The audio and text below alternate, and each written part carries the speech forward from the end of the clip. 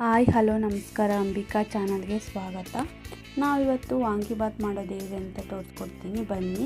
ವಾಂಗಿಬಾತ್ ಮಾಡಲಿಕ್ಕೆ ಬೇಕಾದಂಥ ಇಂಗ್ರೀಡಿಯೆಂಟ್ಸು: ಎಣ್ಣೆ, ಸಾಸಿವೆ, ಜೀರಿಗೆ, ಕರಿಬೇವು, ಉಪ್ಪು, ಅಕ್ಕಿ 2 ಗ್ಲಾಸು, ಈರುಳ್ಳಿ 2 medium size, tomato 2 medium size, ಬದನೆಕಾಯಿ 2ರಿಂದ 3, ಕ್ಯಾರೆಟ್ ಬೀನ್ಸ್ 1 ಬೌಲ್ ಆಗುವಷ್ಟು, ಶುಂಠಿ ಬೆಳ್ಳುಳ್ಳಿ paste 1/2 spoon, vangibath powder 1 pack 10 ರೂಪಾಯಿದ್ದು, chilli powder 1 spoon, turmeric powder 1/2 spoon, ಹುಣಸೆ ಹಣ್ಣು ಚಿಕ್ಕ ನಿಂಬೆಹಣ್ಣಿನ ಗಾತ್ರದ ಸೈಜು, 2 ಒಣಮೆಣಸಿನ್ಕಾಯಿ.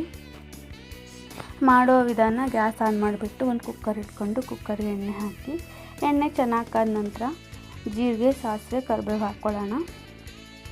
ನಂತರ ಒಂದೊಂದೇ ತರಕಾರಿಗಳನ್ನು ಸೇರಿಸ್ಕೊಳ್ತಾ ಹೋಗೋಣ.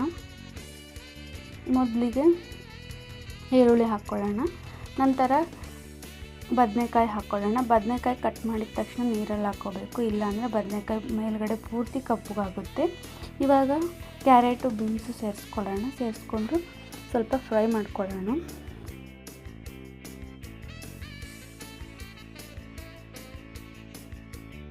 ನಂತರ ಟೊಮೆಟೊ, ಸ್ವಲ್ಪ ಉಪ್ಪು ಹಾಕ್ಕೊಳ್ಳೋಣ.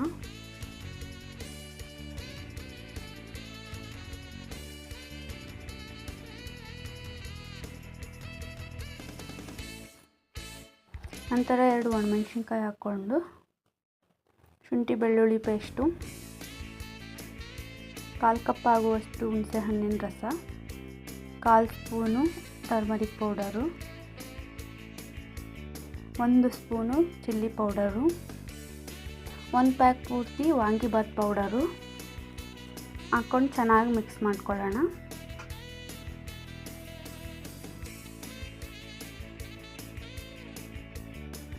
ಇವಾಗ ಅಕ್ಕಿ ಸೇರಿಸ್ಕೊಳ್ಳೋಣ.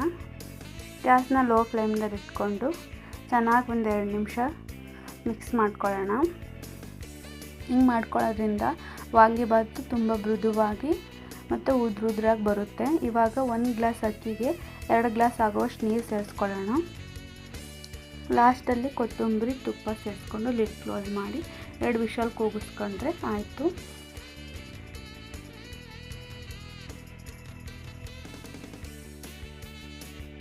ಎರಡು ವಿಷಲ್ ಕೂಗಾಗಿದೆ, ವಾಂಗಿಬಾತ್ ರೆಡಿ ಆಯಿತು. ಕುಕ್ಕರ್ನ ತಣ್ಣಗಾಗ್ಲಿಕ್ಕೆ ಬಿಡಿ, 2ರಿಂದ 3 ನಿಮಿಷ.